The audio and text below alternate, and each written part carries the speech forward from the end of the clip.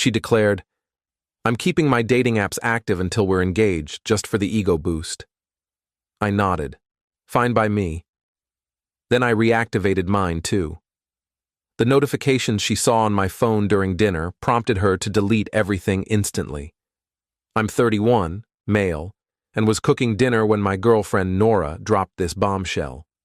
We'd been together for a year and a half, living together for 4 months. "I've made a decision," she said, scrolling her phone at the kitchen island. "What's that?" "I'm keeping my dating apps active until we're engaged." Not for dating, just for the ego boost. It's nice knowing I'm still wanted. It's harmless. I paused, mid-stirring the risotto. "Say that again?" She looked up, dead serious. "It's not about meeting people. It's about feeling desirable. My counselor says external validation boosts confidence. I don't even reply to messages, just like seeing the matches." "So, you're keeping Tinder, Bumble, and OkCupid active while we're committed?" "It's empowering. My therapist says it's healthy for self-worth. I'm not meeting anyone. I turned back to the stove." "Fine by me." She blinked. "Really?" "Yeah, if that's what you need for confidence, do it." She hopped up, wrapping her arms around me. "This is why you're amazing. So progressive." Lila's boyfriend lost it when she suggested the same, Leela, her perpetually single friend who dispensed relationship advice like a teetotaler teaching mixology. That night, while Nora showered, I reinstalled Tinder, Bumble, and OkCupid. Updated my profiles with fresh photos, one from my cousin's wedding where I looked sharp, a hiking shot from last month, and one with my niece that screamed family man vibes. Bio: in a relationship, but she keeps her apps for confidence, so here I am. Within an hour, I had 14 matches. Honesty apparently works for some. 3 days passed. Nora would giggle at her phone, screenshot profiles for Lila, and announce her matches. 97 on Tinder this week. Still got it. Meanwhile, I was chatting. Not flirting, just talking. There was Mia, a pediatrician, intrigued by the situation. Kendra, in a similar spot with her partner. And Avery, who was curious how this would unfold. Friday night, we went to Nora's favorite bistro. She was raving about a guy who'd super liked her. "He's a lawyer, can you believe it?" My phone buzzed on the table. OkCupid notification. "Avery sent you a message." Nora's eyes zeroed in like a falcon spotting prey. "Why do you have OkCupid notifications?" I opened the app in plain view. "Oh, Avery and I were talking about this new brewery downtown." Her face cycled through a dozen emotions. "You reactivated your apps?" "Yeah, 3 days ago. You said it's about confidence, right? Figured it's fair for me too. That's different." "How?" "Because I'm not messaging anyone." I showed her my chats, nothing flirty, just talk about bars, movies, and dating absurdities. "This is manipulation," she snapped. "It's exactly what you're doing." "No, I'm getting validation." "You're engaging. So you can collect matches like trading cards, but I can't have friendly chats?" The waiter arrived with our starters. We ate in silence, Nora aggressively spearing her bruschetta like it owed her money. Halfway through, her phone lit up, a Tinder notification. She flipped it over but kept glancing at it. "Just check it," I said. "No, that'd be rude." Unlike keeping dating apps in a relationship. She grabbed her phone, swiping through Tinder with furious taps. Then her expression shifted. "Why does your profile say you're in a relationship?"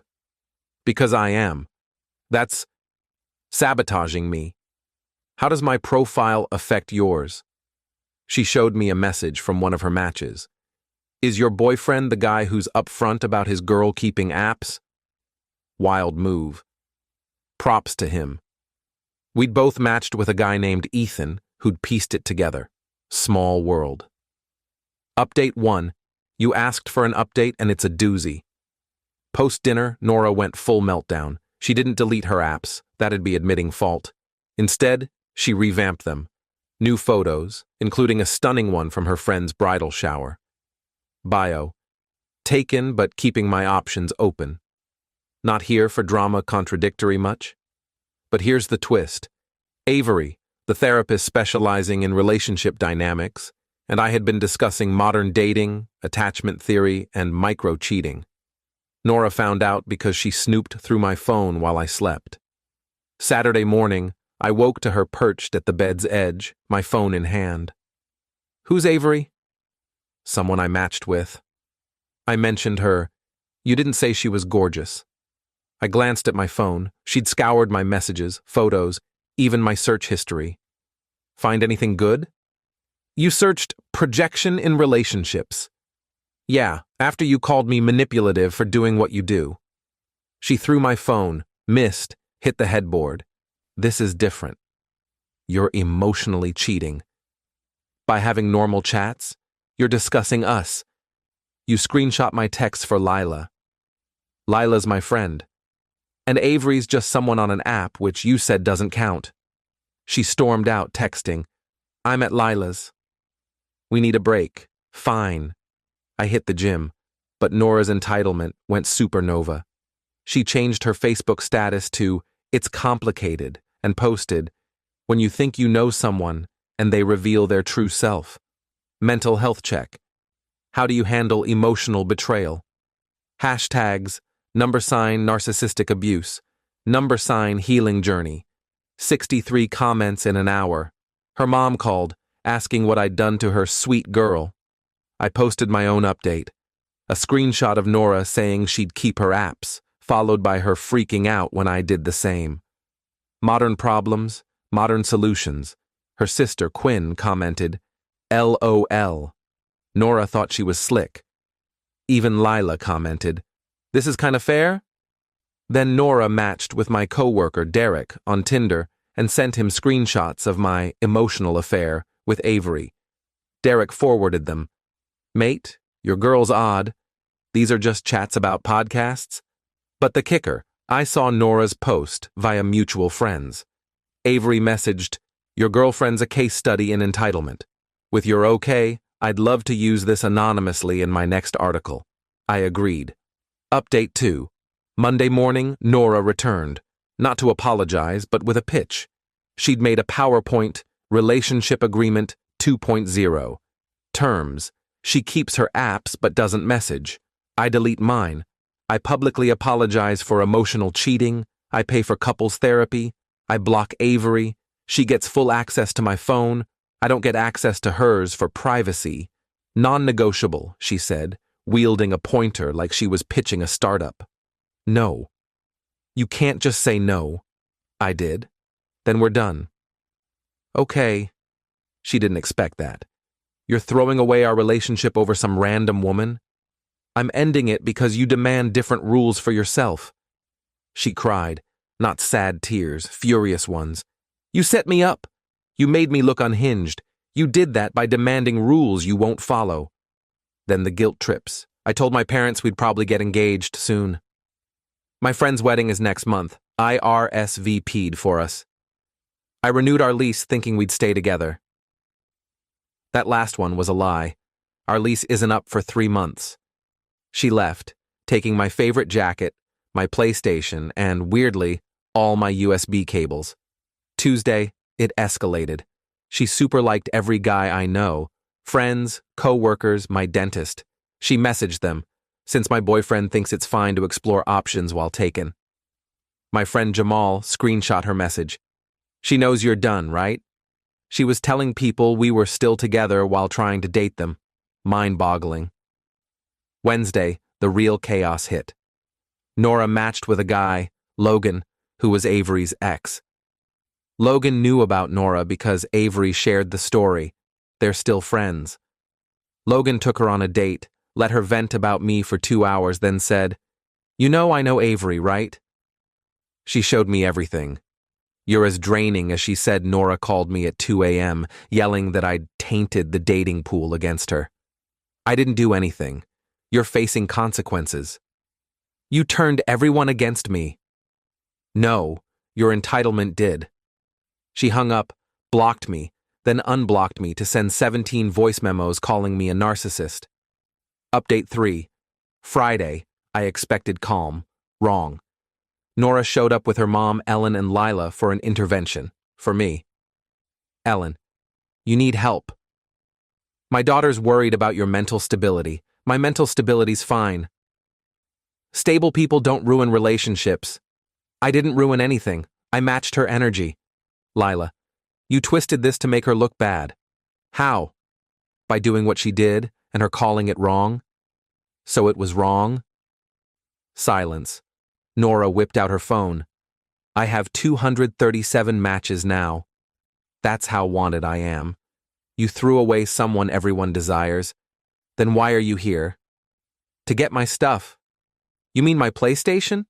She'd brought a list of her items. My blender, bought pre-relationship. My Instant Pot, Mom's gift. And somehow my car. We shared it. You borrowed it twice. Ellen threatened to call the cops. I invited her to. She didn't.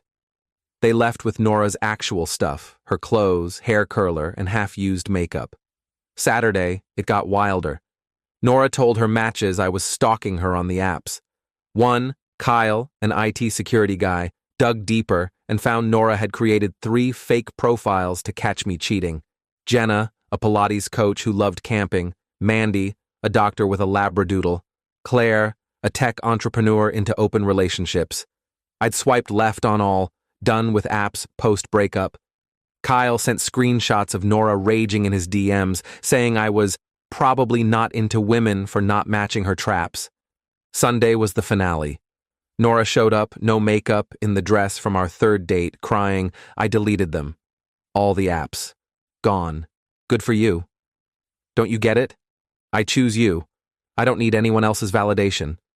Nora, we broke up 5 days ago. That was a fight. You brought your mom to get your stuff. I was upset. Then the truth. I told everyone we fix things. You have to take me back, or I'll look foolish. It was about her image, not us. No. She pivoted. I'll tell everyone you're not into women. That's why you didn't match those profiles. What profiles? Her face paled. She'd admitted to the fakes.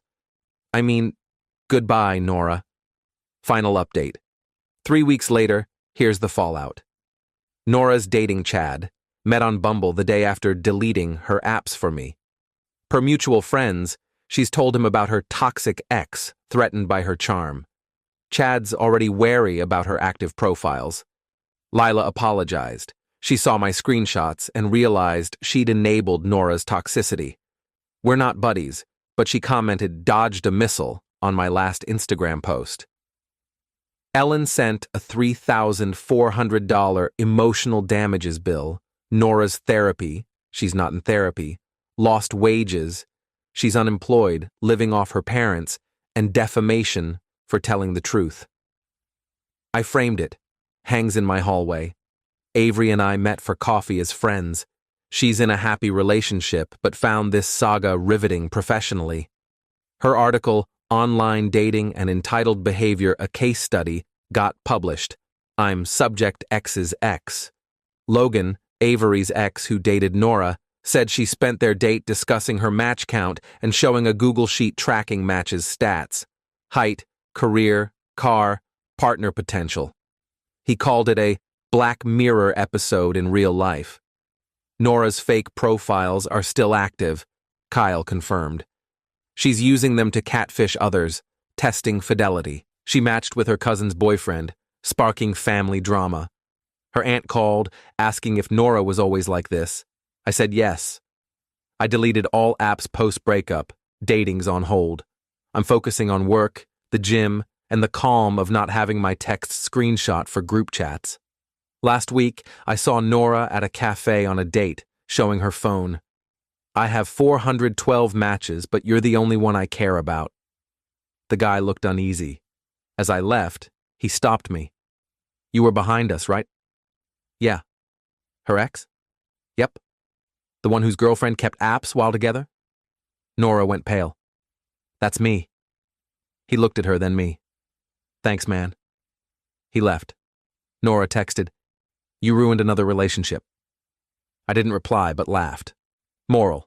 If someone needs to keep their options open for confidence, they're showing you who they are. Believe them. If they demand different rules for themselves, run. Maybe we should all ditch apps and meet people in real life. Just saying.